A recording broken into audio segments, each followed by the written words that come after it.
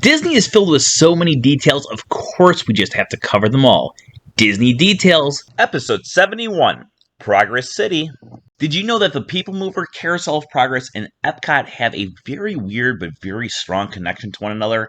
Let's explain. So back in the late 1960s, when Walt Disney was creating the idea of Walt Disney World, mainly focusing on Epcot, the experimental prototype community of tomorrow, they decided to have different models, obviously, to help plan the thing that they were going to be creating. One of these models was known as Progress City and had a massive layout of exactly what Epcot was going to look like. To help guests get excited about Progress City, eventually the Carousel of Progress would actually have a preview of what it would look like. However, this Carousel of Progress was actually found over at Disneyland before it would make its way over to Walt Disney World. So when guests would go on the Carousel of Progress, they would go through all the different scenes until they got to the final scene of the show.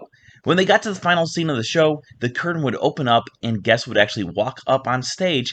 And when they would walk up on stage, they would go up to a second level. If you've ever been over to the Carousel of Progress at Disneyland, or eventually Innoventions, or eventually Star Wars Launch Bay, then you know that there was a second level of the area that guests could go up to. This was actually the original home of the massive model that would be known as Progress City, letting guests see exactly what the plans for Epcot/Progress City would look like. Now, eventually, Carousel of Progress would make its way over to Walt Disney World, and when that came over to Walt Disney World, it was also the same time when the Peoplemover would open up in the Magic Kingdom as well.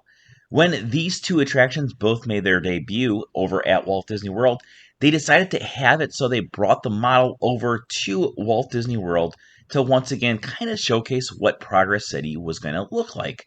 However, this time around, we would not be able to see the entire model, but we would only be able to see half the model. So while guests are on the Peoplemover and they go into the first tunnel right after seeing Cinderella Castle, they can see a massive model of what Epcot would look like. This is actually half of the original model for Epcot and Progress City. Thank you for joining us for today's episode of Disney Details. If you're not already subscribed, make sure you subscribe and we'll see you tomorrow.